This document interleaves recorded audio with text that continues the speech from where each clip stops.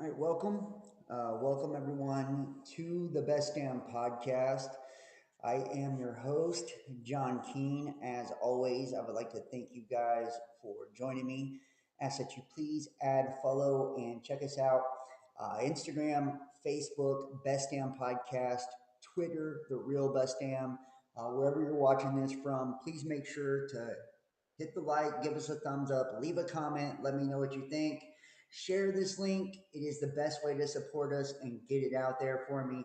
And keep in mind, we are completely viewer powered. So consider donating and supporting to the channel. That's what allows us to continue to do what we do. Definitely right now we're pushing for that. That way we can get new equipment and just, have all types of cool stuff. So which tonight both the main YouTube channels have a strike on it, so we're going to be streaming from some different ones. We'll be streaming from it's youtube.com John Keen 33. It's like the third YouTube channel, um, and we'll be streaming from both the Facebook channels. I think Instagram as well. So Twitch.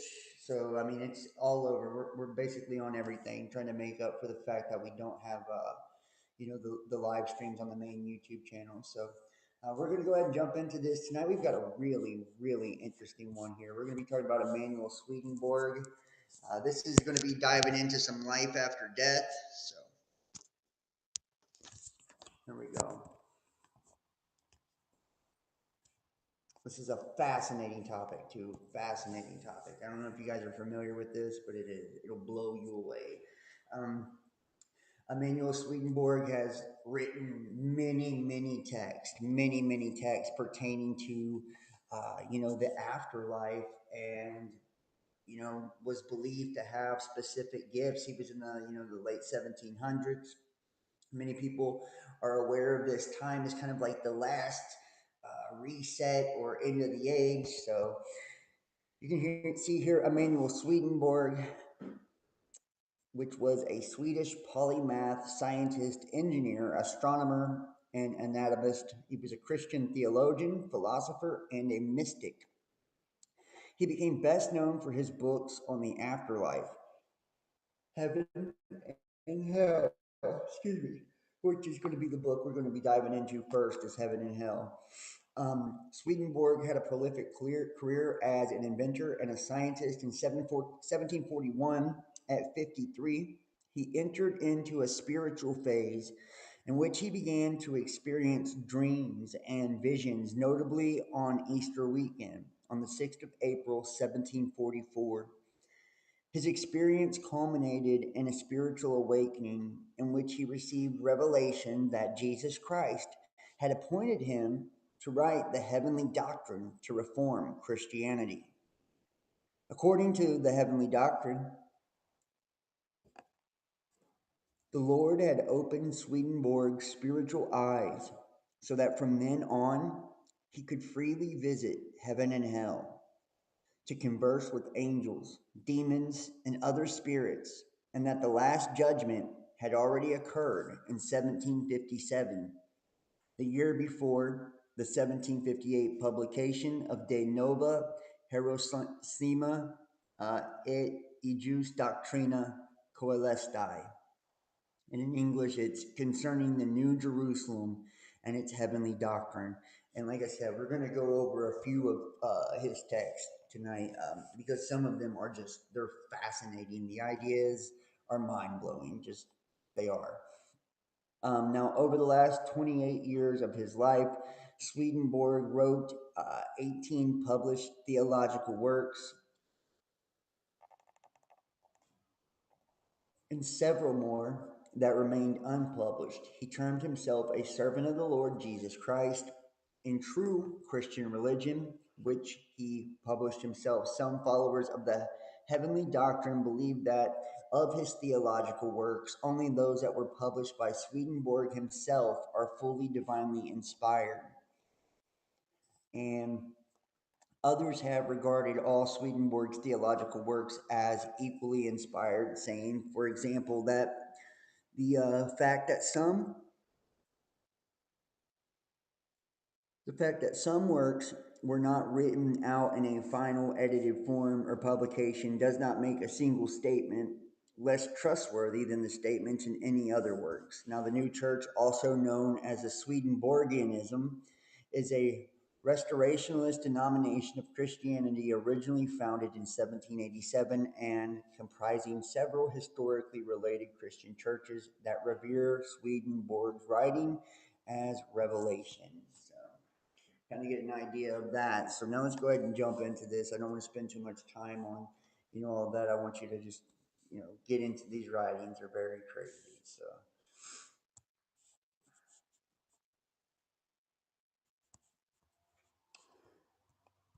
and I believe this episode, along with the other one, will after live, we'll be adding this to like to those that support the channel and stuff like that. The library of all the works are all getting added over to locals and to Patreon. So now, Secrets of Heaven.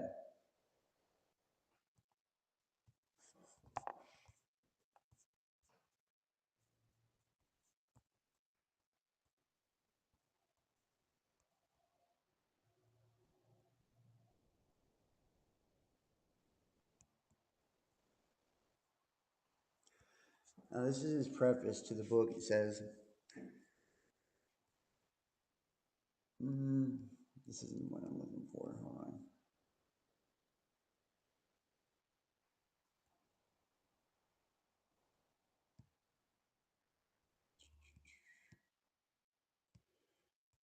Mm, Hold on, I got a different version of this book. Hold on. Oops. I think it's here. Yeah, there it is. Sorry about that.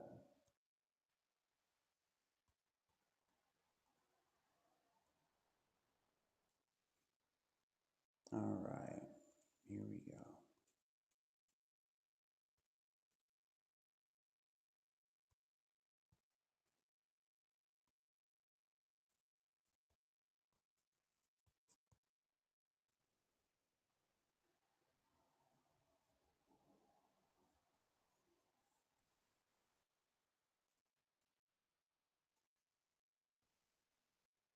All right. In the 24th chapter of Matthew, we find the Lord talking to his disciples about the close of the age, the last time of the church. At the end of his prophecies concerning the sequence of states of its love and faith, he says, "Immediately after the suffering of those days, the sun will be darkened, and the moon will not give its light, and the stars will fall from heaven, and the powers of the heavens will be shaken.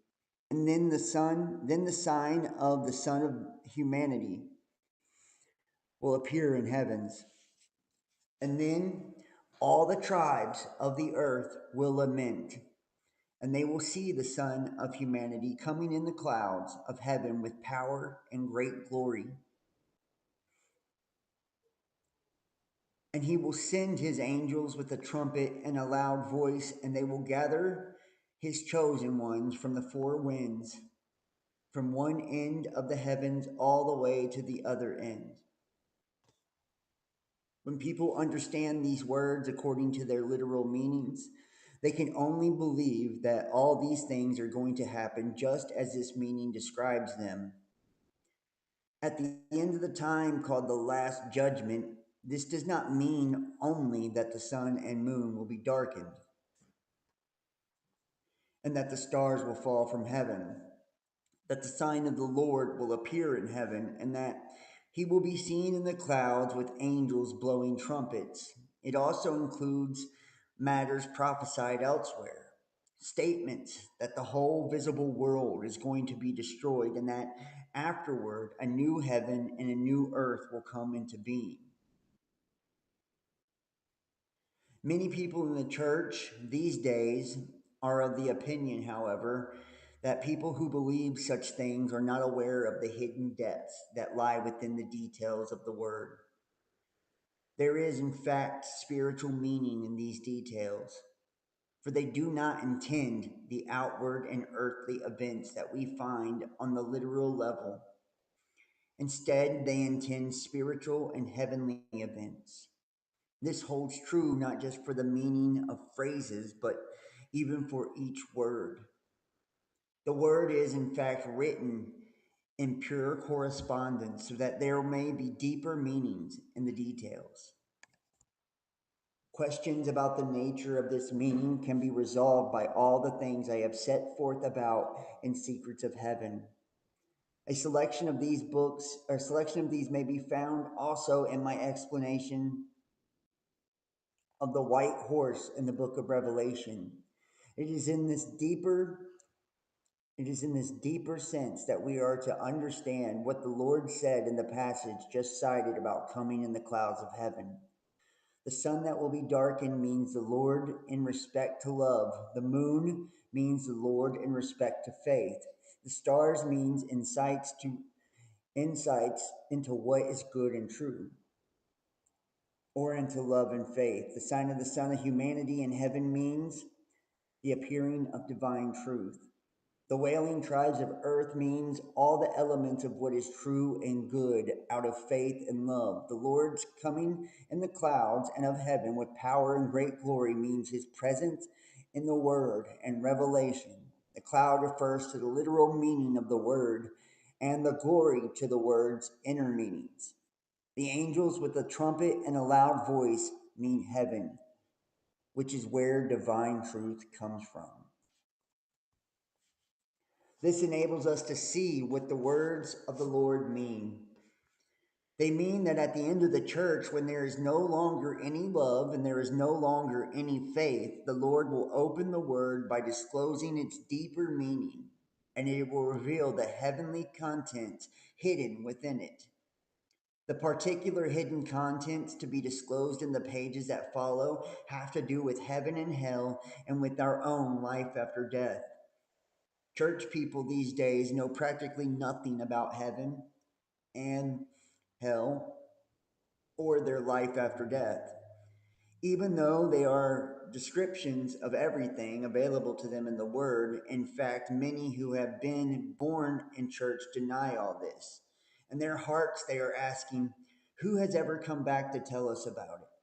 To prevent this negative attitude, especially prevalent among people who have acquired a great deal of worldly wisdom, from infecting and corrupting people of simple heart and simple faith, it has been granted me to be with angels and to talk with them in person to person. I have been going on for 13 years. Now I'm being allowed to, therefore, uh, describe what I have heard and seen in the hopes of shedding light where there is ignorance and of dispelling skepticism. The reason this kind of direct revelation is taking place today is that this is what the coming of the Lord means. And, and you can take this with a grain of salt if you want, but I'm telling you, this is one of the craziest, it starts off a little choppy, a little boring, but when he gets into it, this is some fascinating stuff. And I'm telling you, it does resonate with me on a lot of levels. So, um, first and foremost, we need to know who the God of heaven is, since everything else depends on this. Throughout the whole of heaven, no one is acknowledged as God of heaven except the Lord. Angels say what he himself taught, namely, and that he is one with the Father, and the Father in him, and he in the Father, and that anyone who sees him sees the Father, and that everything holy emanates from him. I have often talked with angels about this, and their consistent testimony has been that in heaven that they cannot divide the divine into three because they both know and perceive that the divine is one and that this one is in the Lord. They have also told me that when people arrive from earth with the idea of the three divine beings, they cannot be admitted into heaven. This is because their thinking vacillates between one opinion and the other. And in heaven, they are not allowed to think three and say one. In heavens, people actually speak directly from their thought, so that we have there a kind of thoughtful speech or audible thought. This means that if people have divided the divine into three in the world and held a separate image of each one without gathering and focusing those three into one, they cannot be accepted. In heaven, there is a communication of all thoughts. So if people arrive who think three and say one, they are recognized immediately for what they are and are sent away. Still, it needs to be realized that in another life and in any people who have not put good in one compartment and true in another, who have not separated faith from love, accept the heavenly concept of the Lord as God of the universe once they have been taught. It is different, though, with people who have separated their faith from their lives. That is, who have not lived by the guiding principles of true faith. If people within the church have ignored the Lord and recognized only the Father and have closed their minds to the other thoughts, they are outside heaven. Since they do not receive any inflow from heaven, where the Lord alone is worshiped, they gradually lose their ability to ponder the truth of one thing after another. Eventually, they become either speechless or inarticulate. They walk around aimlessly with their arms hanging down loosely as though all the strength had gone from their joints. On the other hand, people who have denied the Lord's divine nature and have recognized only his human nature, like the Socinians, are also excluded from heaven. They are taken a little way forward to the right and are let down into the depth, which completely separates them from the Christian realm. Then, too, they are people who are being claimed to believe in an invisible divine called the being of the universe and reject any faith in the Lord. When they are examined, it turns out that they do not believe in any God at all, since this invisible divine of theirs is actually like the first principles of nature. This is incompatible with faith and love because it eludes actual thought. These people are banished to the company of those called materialists. So think about that when they're denying the divine nature of Christ, when they're trying to, separate him into three beings, when they're trying to claim that he's the universe, right? They're saying none of this jives. None of those people get into heaven. Now, things happen differently for people who are born outside of the church. The ones we call non Christians, we will discuss them later.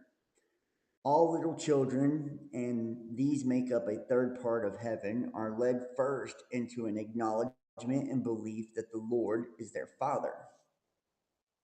Later, they are brought into an acknowledgement and belief that He is Lord of all, which means God of heaven and earth.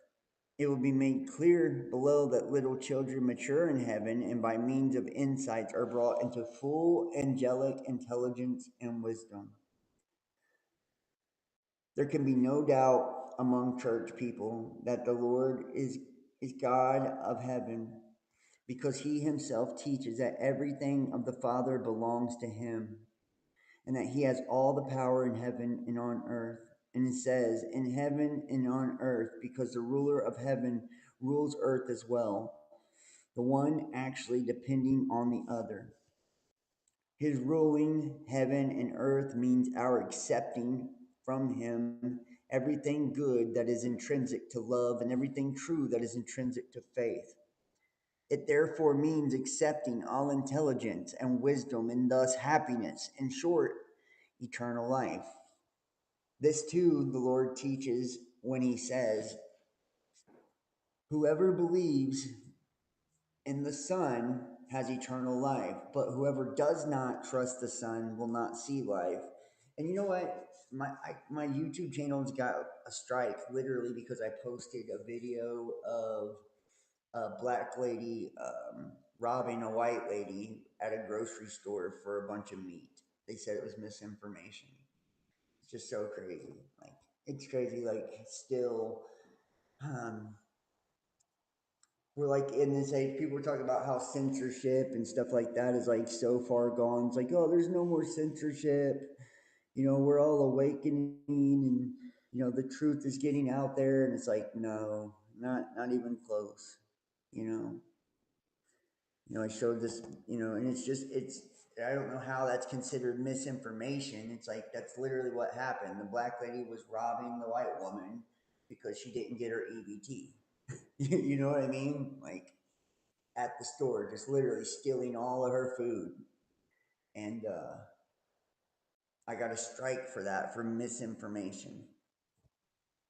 Like crazy, crazy. It's like they have these narratives. It's just nuts. Anyways, um,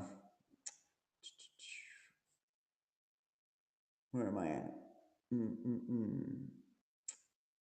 Whoever believes in the Son has eternal life, but whoever does not trust the Son will not see life. I am the resurrection of the life. Whoever believes in me, even though he dies, will be alive, and whoever lives and believes in me will not die to eternity. I am the way, the truth, and the life. Now, here, I want to skip ahead here. I want to skip ahead in the Lord by nature. Okay, so I'm just going to skim over a couple of these because I want to get to this part. It's really exciting. So, um, why we call the total assemblage of angels of heaven, because they do make it up. What really makes heaven overall and in every specific instance is the divine nature that emanates from the Lord. So, flowing into angels and accepted by them, the divine nature that emanates from the Lord is the good intrinsic to love and the truth intrinsic to faith.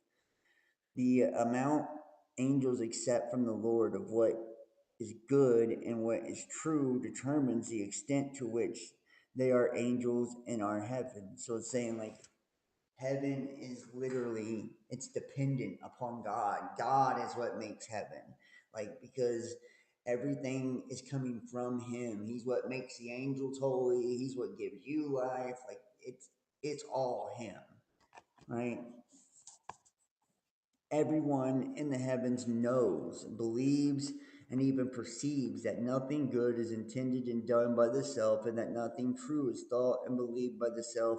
Everything comes from the divine. Everything comes from the divine.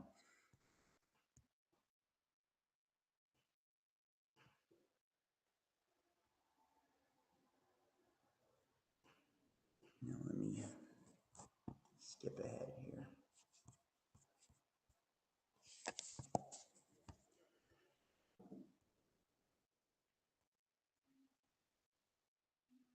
All right. I think that's where I'm going to start.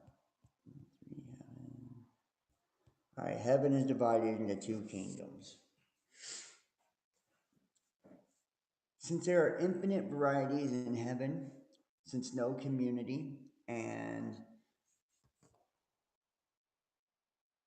and and in fact, no individual is just like any other, heaven is therefore divided overall, more specifically, and in detail. Overall, it is divided into two kingdoms, more specifically, into three heavens, and in detail, into countless communities. We will now discuss the details. They are called kingdoms because heaven is called the kingdom of God. There are angels who accept the divine nature that emanates from the Lord on a deeper level, and angels who accept it less deeply. The ones who accept it more deeply are called heavenly angels, and the ones who accept it less deeply are called spiritual angels. Heaven is therefore divided into two kingdoms, one kingdom called the heavenly kingdom, and the other called the spiritual kingdom. Now, because the angels who make up the heavenly kingdom accept the Lord's divine nature on a deeper level, they are called more inward or higher angels. The heavens they constitute are therefore called more inward or higher heavens. We use the words higher and lower as a way of referring to more inward things or more outward things. The love that envelops people in the heavenly kingdom is called heavenly love. And the love that envelops people in the spiritual kingdom is called spiritual love. Heavenly love is love for the Lord, and spiritual love is thoughtfulness towards one's neighbor. Furthermore, since all good is a matter of love, since whatever we love is good in our estimation, the good of the one kingdom is called heavenly, and the good of the other spiritual. We can see from this the way in which these two kingdoms are distinguished from each other. Namely, that it is like that way, it is like the way the good of love for the Lord is distinguished from the good of thoughtfulness toward our neighbor. Since the former good is deeper good, and the former love is a deeper love, heavenly angels are more inward angels and are called higher. And the heavenly kingdom is also called the Lord's priestly kingdom in the Word. His dwelling and the spiritual kingdom is called his royal kingdom. In the Word, his throne. The Lord in the world called Jesus because of his heavenly divine nature, and the Christ because of his spiritual divine nature. The angels in the Lord's heavenly kingdom far surpass the angels of the spiritual kingdom in regard to wisdom and splendor because they accept the Lord's divine nature on a deeper level. They live in love for him and are therefore more intimately united to him. The reason for their excellence is that they have to accept divine truths directly into their lives and continue to do so, rather than taking them into memory and engraved on their hearts and grasp them. Virtually, we see them within themselves. They never calculate whether or not they are true. They are like the people described in Jeremiah. I will put my law in their midst, and I will write it on their heart. No longer will people teach their friends or their family, saying, "Know Jehovah's, they will know me, from the least of them to the greatest of them."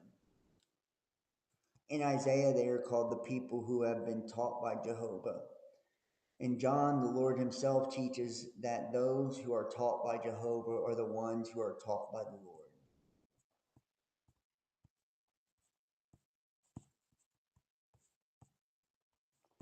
There are three heavens. There are three heavens very clearly distinguished from each other. There is a central or a third heaven, an intermediate or a second one, and an outmost or first. These follow in sequence and are interdependent, like the highest part of the human body, the head, the middle, or the torso, and the lowest or feet, or like the highest, middle, and the lowest parts of the house. The divine life that emanates and comes down from the parts of the house, from the divine life and emanates and come down from the Lord, is this kind of pattern as well. It is necessity of design that determines the tripartite arrangement of heaven. The deepest levels of the human mind and disposition are in similar pattern as well.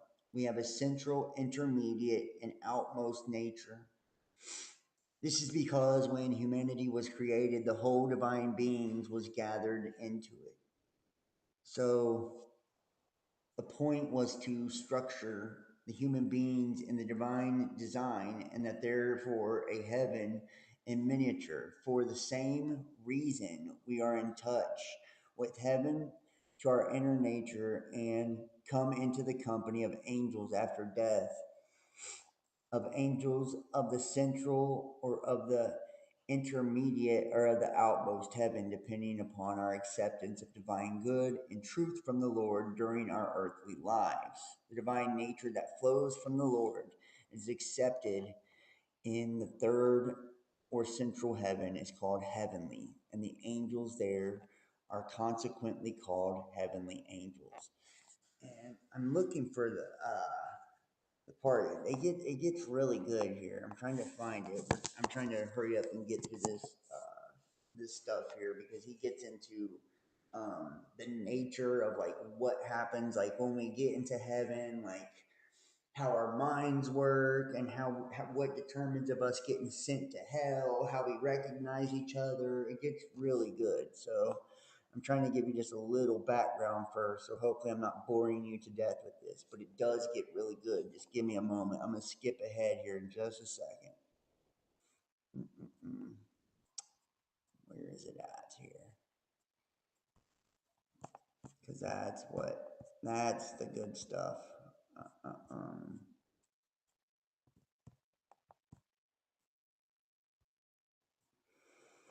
mm,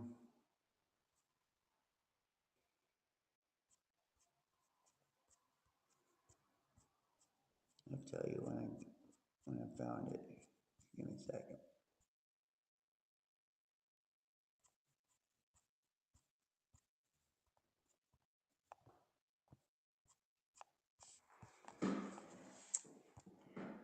But he like starts going in and talking about like how you can recognize people. Um, yeah, it gets really good.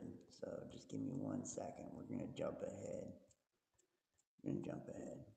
Not that I don't, I feel like this stuff is fascinating as well, but you know, I feel like people really want to hear the next part. It's gonna be so much better.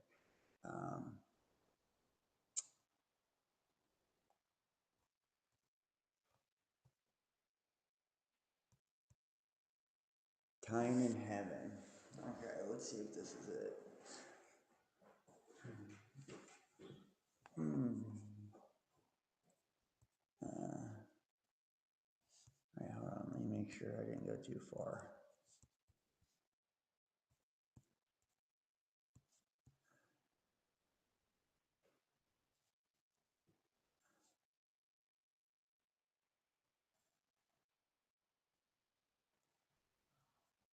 All right. All right. Even though things keep happening in sequence and progressing in heaven the way that they do in the world, still angels have no notion or concept of time and space. They lack, the lack is so complete that they simply do not know what time and space are. Here we will discuss time in heaven, leaving space to be discussed in its own chapter. The reason angels do not know what time is, even though everything from them moves along in sequence just the way it does in our world, so much that there's no difference. And that in heaven there are no years or days, but only changes of state. Where there are years and days, there are times, and where there are changes of state, there are states. The reason we have time in our world is that the sun seems to move sequentially from one zone to another and to make the times we call the seasons of the year. It also moves around the earth and makes the times we call times of day. And it does this by a fixed period. It is different from heaven's sun. It does not make years and days by sequential motions and rotations, but makes apparent changes of state. And dude, and in this next writing, you'll see when we get into it, it talks about like these different earths and stuff, and like different, like there's a bunch of variations of different earths and humans. It's wild shit. Um, What state may be seen above? Since angels have no concept derived from time, as we in our world do, they have no concept of time for the things that depend on time. They do not even know about the temporal things are, like a year, month, week, day, or an hour. And much the same for all the things that occur in the result of time, such as the four seasons, the year, spring, summer, autumn, and winter, the four times called morning, noon, evening, and night, our own four ages called infancy, youth, maturity, and old age, and with the other things that either occur as a result of time or happen in temporal sequence. When we think about them, it is from a temporal standpoint, but an angel thinks about them from the standpoint of state. Consequently, anything in them that is temporal for us changes into an idea of state for the angel. Spring and morning change into an idea of love and wisdom. Damn, that's crazy. They literally experience nothing about that.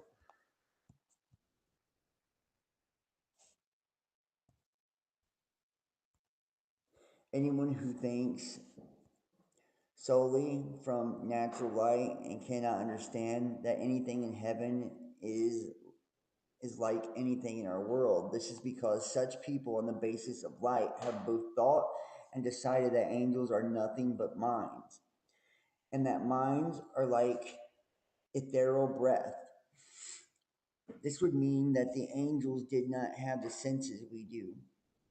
So they would not have eyes, and if they did, they would not have eyes, that there would be no objects of sight. However, angels do have all the senses we do, far more delicate ones, in fact. And in the light in which they see is far brighter than the light in which we see. On angels bring people in the most perfect form with the use of all their senses. And on the light in heaven being far brighter than the light in our world. There is no way to describe briefly how things look to angels in the heavens to considerable extent. They look like the things we see on earth, but they are more perfect in form and also more abundant.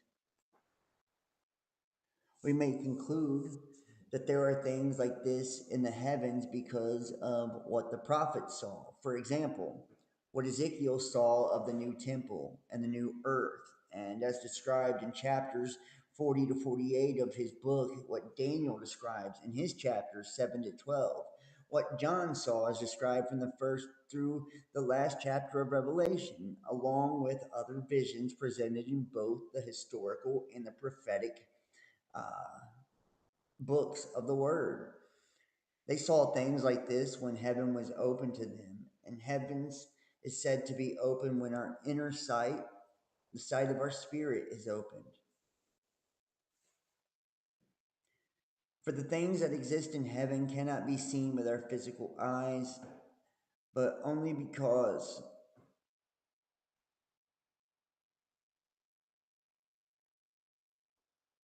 but only whoops physical eyes. Where am I at? Physical eyes.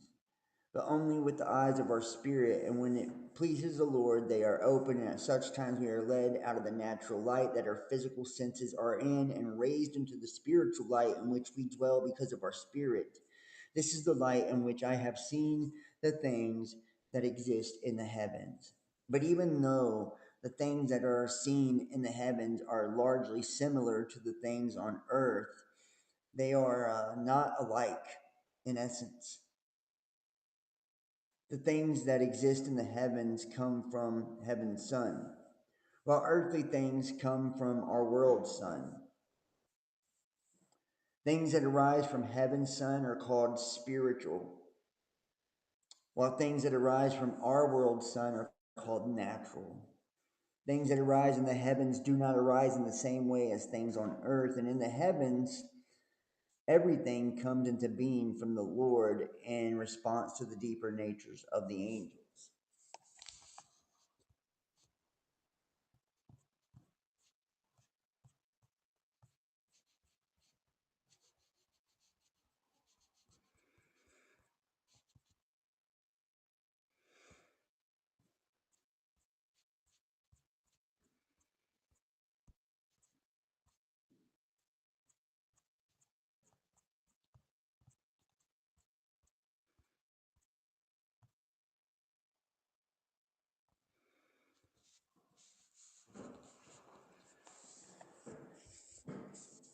power of heaven's angels. And you know what? It's like really,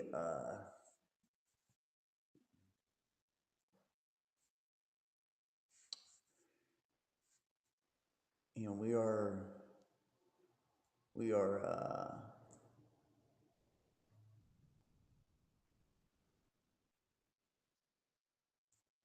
when we're engaging with uh, this world, right? And he's telling us like what he had seen in the spirit, and whether it's true or false or what, right? You can kind of tell, like,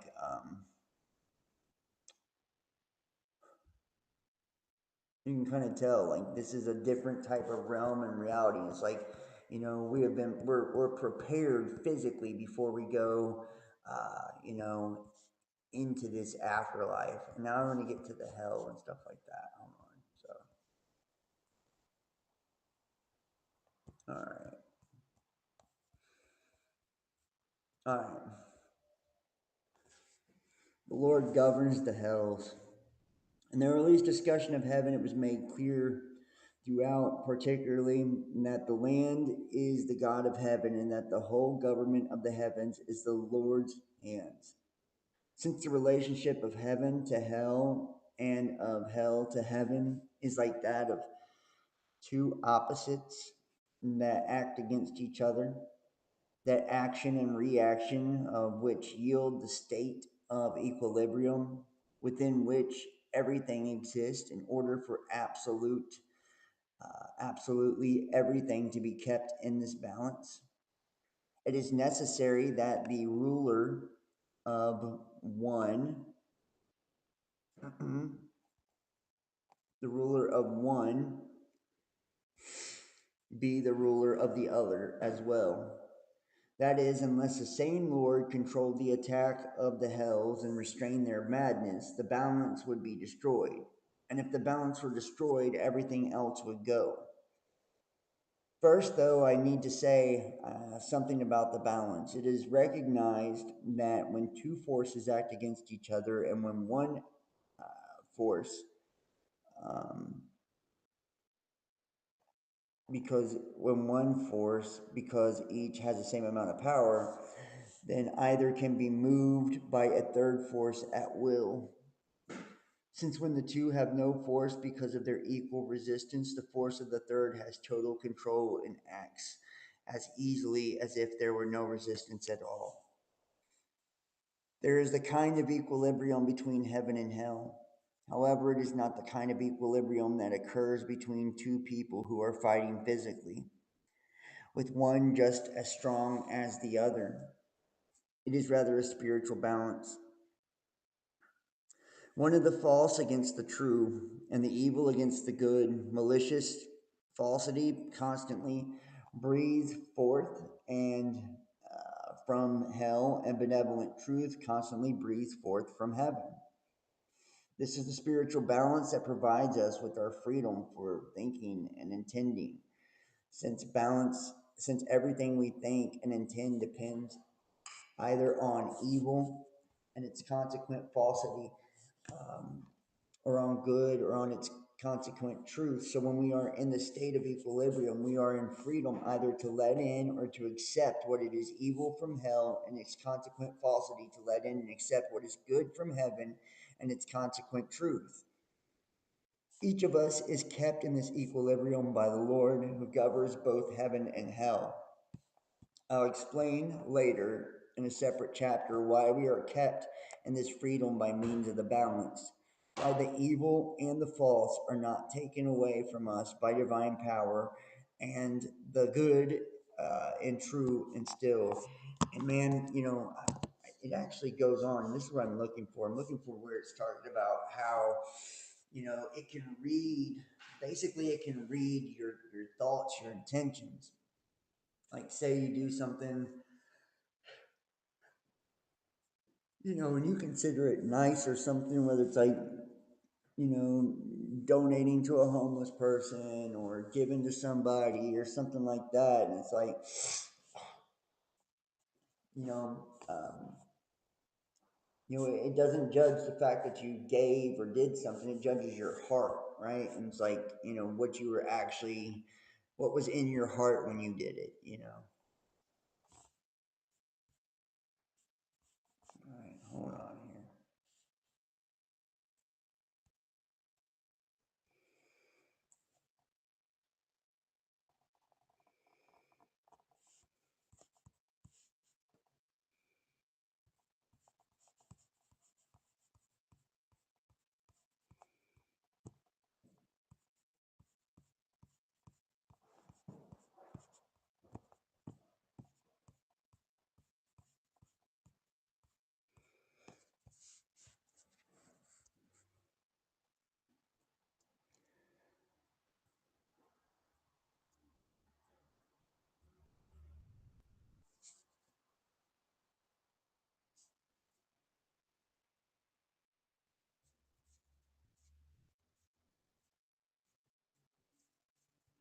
Maybe I should do, I think it's over here.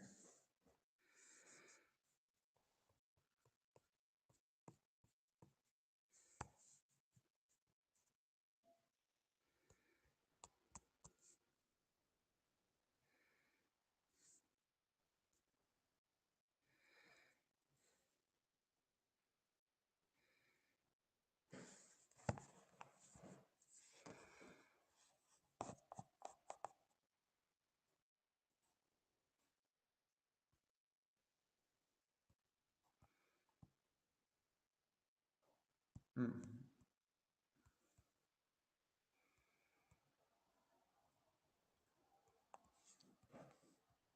And so many people have written stuff on this kind of stuff, like on uh,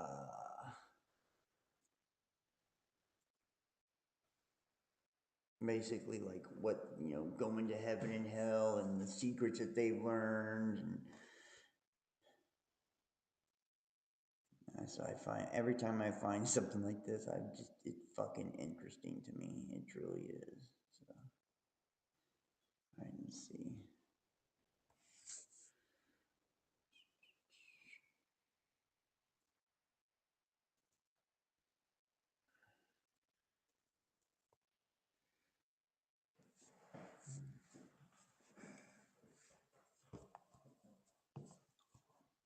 Sorry, guys. I'm looking for something.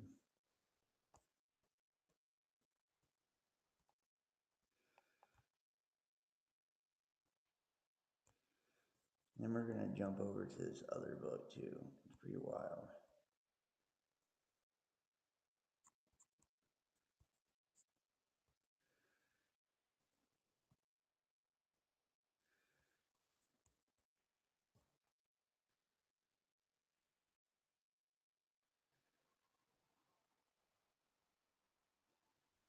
Okay. Of all the people, misers and the vilest, and think the least about life after death, the soul and the inner being. They do not even know what heaven is. This is because of all the people, they do the least to elevate their thinking, which they completely saturate and drench with boldly and earthly preoccupations. The earth is that when they center the other world. For a long time, they fail to realize that they are spirits, remaining firmly convinced instead that they are still in the body. And what he's basically saying too is like the part that makes you human has nothing to do with your body at all. It's the spirit that animates you. That's the part that makes you human. So you're still a human once you die.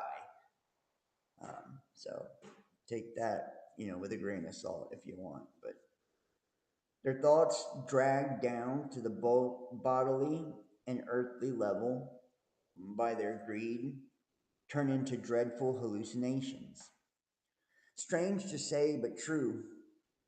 In the next life, the grossly avaricious soon seem to themselves to live in cellars whose their money is stored, where they are overrun with rats. Despite the rats, they do not leave until they grow unbearably tired of the situation, at which point they will finally emerge from these tombs of theirs. Evidence that the idea composing the thoughts of solid misers turn into sordid hallucinations can be seen in their hell, which is deep down under the feet. Out of it wafts a cloud of steam, like the steam from pigs being skinned in a trough. That is where misers' houses are. The people who go there are dark looking at first, but when they have their hair scraped off, as pigs do, they seem to themselves and to each other to grow lighter in color. But the process still leaves a mark indicating that this is their nature. No matter where they go, a dark looking spirit who had not yet been shunted into his own hell because he was to stay longer in the world of spirits was sent down to the locale. He was not very uh, miserably, but even so, when he lived, he had harbored a malicious envy of others' wealth. When he arrived, the misers there ran away, saying that since he was dark, he was a robber and so would kill them. Misers flee such people in tremendous fear for their lives. And finally, they discovered that he was not that lawless and told them that if he wanted to turn lighter, all he had to do was to be stripped of his hair. So, as he was happening to the pigs right there in plain view, and then his color would grow lighter. But he did not want this. He was taken up among the spirits. The hell is where most of the Jews who had been appallingly greedy go. Then they come near other spirits. The stench of rats announce their presence. Speaking of Jews, let me see how wretched their condition is after death, or at least the condition of those who had been rapacious and despised others in comparison with themselves. From the inborn arrogance of their belief that they alone were the chosen people, let me also say something about their cities and about some outlaws in the wilderness. During bodily life, they had dreamed up and proved to their own satisfaction that the idea that they were destined to arrive in Jerusalem and the Holy Land there and possess it, unwilling to see that the New Jerusalem means the Lord's kingdom in the heavens and on the earth. When they reach the next life, their delusions causes them to see a city that is to the left of Gehenna, a little out in front of it, which they enter it in a mob. The city is full of putrid smelling mud, though, and for this reason it is called the foul Jerusalem. There, they run around through the streets, ankle deep in muck and mud, and complaining and howling. With their eyes, they see cities and streets too. Such things are represented to them as in clear daylight. I myself have seen cities several times. I observed one rather shadowy spirit coming from this foul Jerusalem. A kind of gate opened. There were some wandering stars around him, especially on his left. Wandering stars around a spirit symbolizes falsity in the world of spirits. The case is different with stars that do not wander.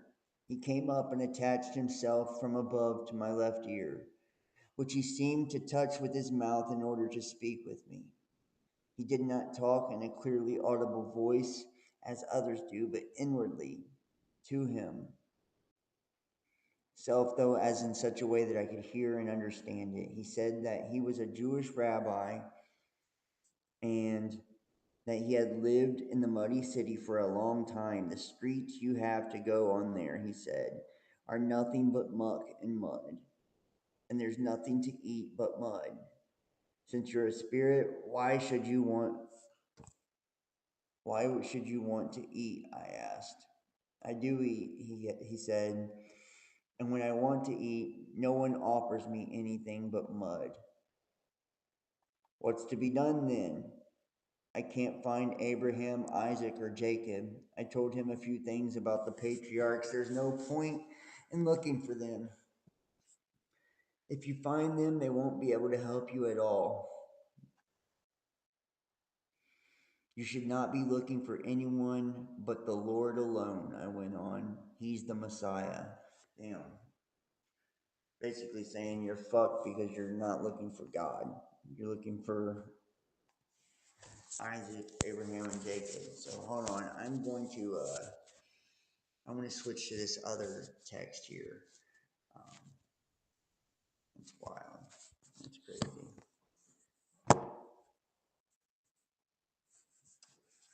This one talks about different Earths and shit like that. So there's so many of these. This is probably going to be like a two-part thing. So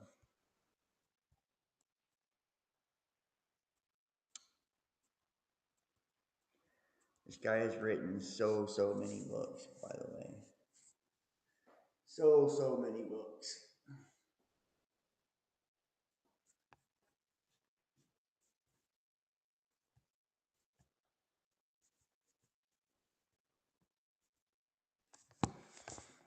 All right. I think we're still going here. Let me make sure.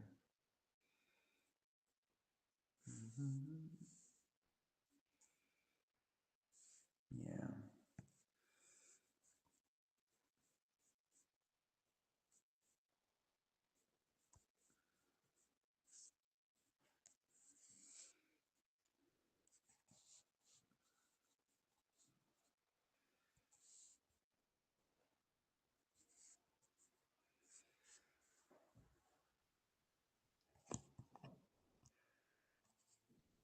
Earth and the universe. Inasmuch as by the divine mercy of the Lord, the interiors which are of my spirit have been opened in me. It has been therefore given me to speak with spirits of angels, not only with those who are near our earth, but also with those who are near other earths. And since I had an ardent desire to know whether there were other earths and to know their character and the character of their inhabitants, and it's been granted me by the Lord to speak and have intercourse with spirits and angels who are from other earths, with some for a day, um, some for a week, and with some for months, and with some to be instructed by them respecting the earth from the near that they which they were, concerning the life that they were worthy of note. And since it has been given to me to become acquainted with these matters in this way, and it is permitted me to describe them from the things which I have heard and seen, it is necessary that it be known that all spirits and angels are from the human race, and that they are near their own earths and are acquainted with what is upon them, and that uh, not everybody's going to agree with this, but this is just what they're saying with this. Okay, that it's all from the human race, and that so.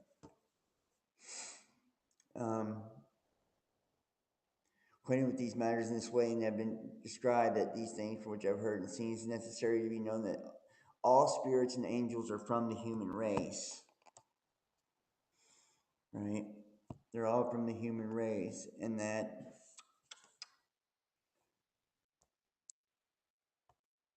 it's all man in his essence and spirit, and in company with spirits as to interior, where his those interiors who are opened by the Lord is able to speak with them as a man with the man, and has now been granted me to enjoy this privilege daily for 12 years. So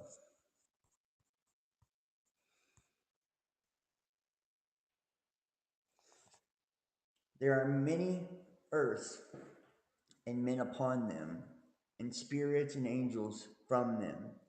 It is very well known in the other life, for in that life, everyone, uh, from a love of the truth and consequent use to desire it,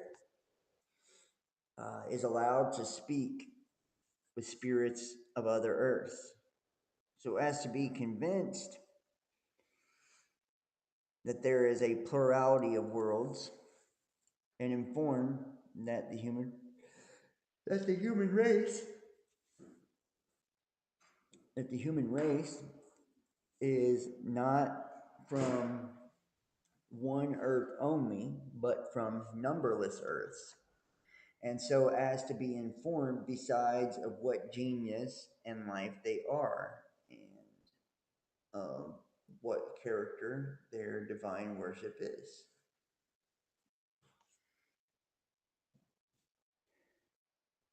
I have um, sometimes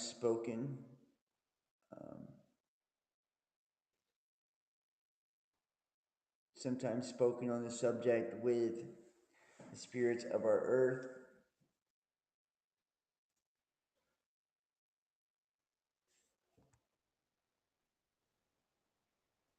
And it was said that a man of sound understanding may conclude from many things which he knows that there are more earths than one, and that there are human beings upon them.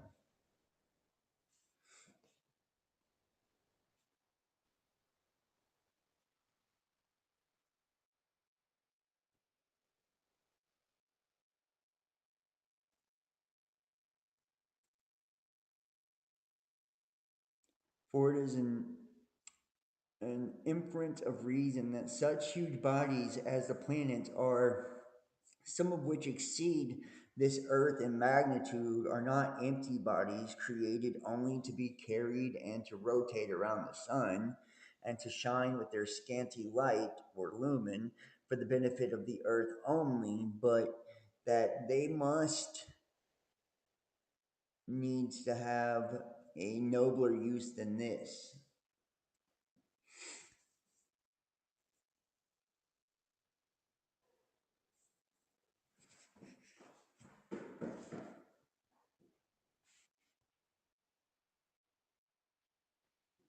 And he who believes, as everyone ought to believe, that the divine created the universe for no other end than the existence of the human race and of a heaven from it for the human race, is is the seminary of heaven, and it cannot but believe that wherever there is an earth, there are human beings, that the planets which are visible to our eyes, being within the boundaries of the solar system,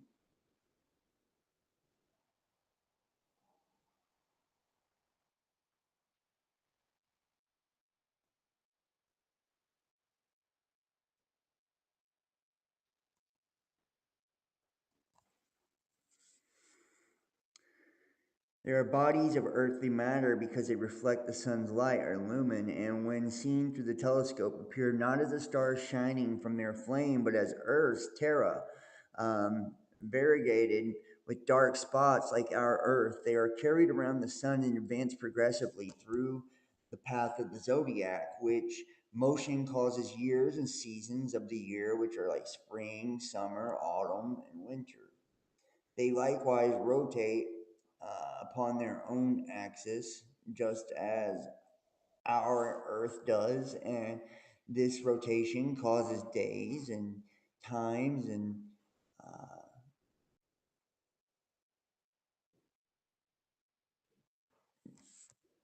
causes days and times.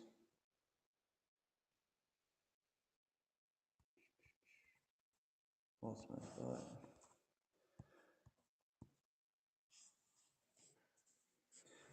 And the planet Saturn, because it is so very far and distant from the Sun, also has a great luminous ring which supplies the Earth with much, although reflected light. How is it possible for anyone who is acquainted with these facts and thinks from reason to assert that such bodies are uninhabited?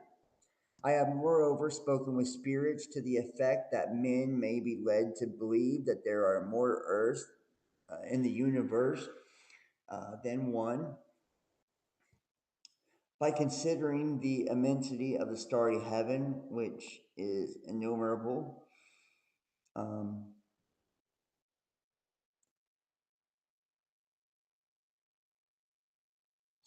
Stars, each of which in its own place, that is, in its own system, is a sun. And it's like our sun, but differs in magnitude. And one who rightly weighs these facts must conclude that so immense a whole cannot be but the heavenly kingdom, in which the divine may dwell with angels and men.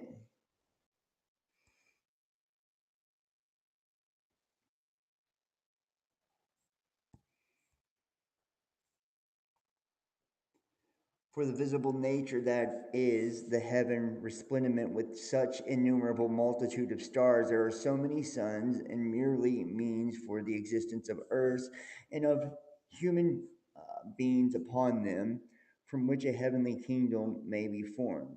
From these considerations, a rational man cannot but think um, a means of heaven from them, from one earth only. What would this be to the divine, who is infinite, and to whom thousands, yea, myriads of earths are filled with inhabitants, would be but a little thing and almost nothing.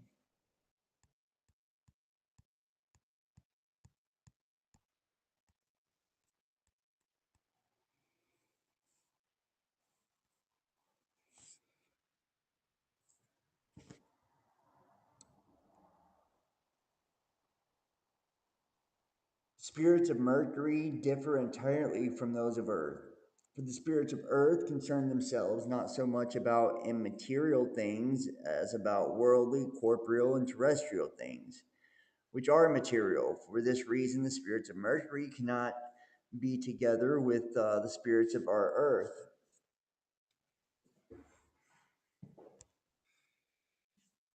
and therefore, wherever they meet them, they almost contrary. The spirits of Mercury have a common saying that they do not want to look at the sheath, but at the things stripped of their sheath, thus at the interior of things.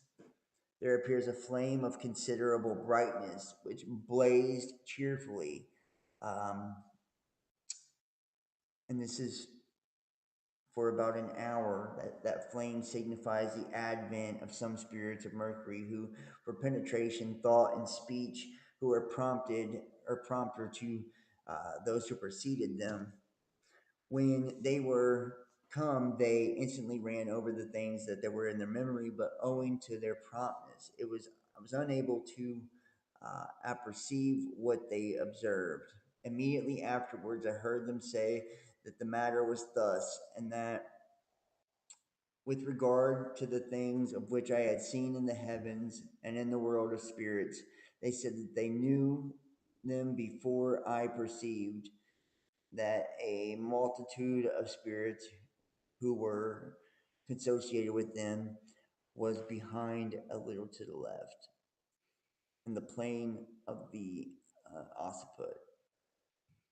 Another time I saw a multitude of such spirits, but at some little distance from me and from little to the right, and they spoke with me from thence.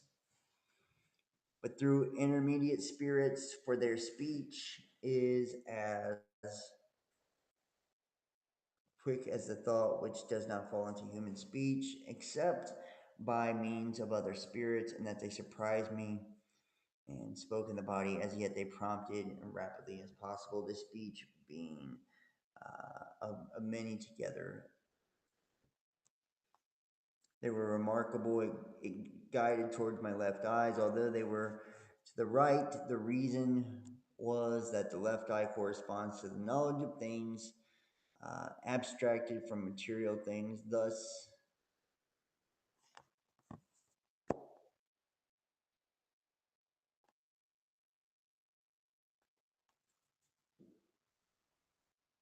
mm, thus to such as an intelligence, while the right eye corresponds to such and as to belong to wisdom. With the same promptness which they spoke, they perceived the things that they heard and formed their judgment upon them. And he was even talking about how when he goes into the spirit, which we haven't got to that part, but he goes into the spirit and they like literally remove something over his left eye. It's just crazy shit. Honestly, it's crazy shit. I feel like I'm not able to really do this justice too much. I need to get this more in order to be able to really have it, hit harder. Instead of trying to just skim through, some of the stuff. I think what we're going to do is we're going to come back to this one probably tomorrow or Wednesday. Remember, join us Sundays for the private readings. Wednesdays, we're going to do a book club as well. So,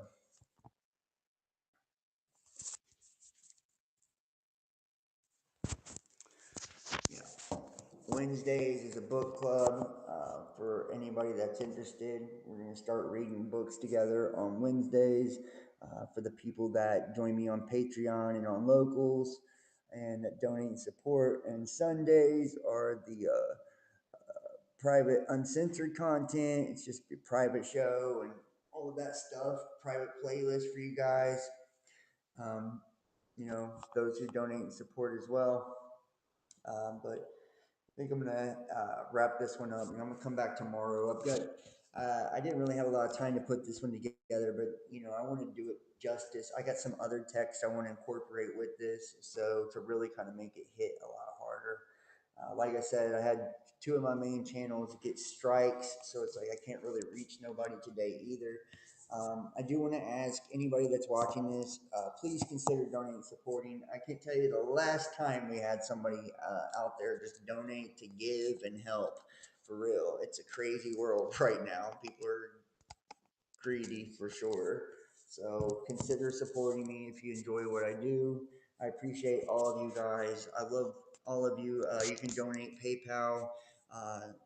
Me, the Best Damn Podcast, Cash.app, Best Damn Podcast, Patreon.com, Best Damn Podcast Official, Locals, through Rumble, and what else? Yeah, Facebook Pay, and that's Facebook.com, John King, Best Damn Podcast. Follow me, Instagram, Facebook, Best Damn Podcast, Twitter, The Real Best Damn. Follow me, YouTube, Best Damn Podcast Official, Best Damn Podcast, John King 33, BitChute, Best Damn Podcast, Rumble, Best Damn Podcast. That's the main channel now. So all the links are in the description. Please donate, support. It really helps a ton. I love you guys. Remember, Jesus is truth, the way, and the life. God bless you, and I'll see you next time. Peace.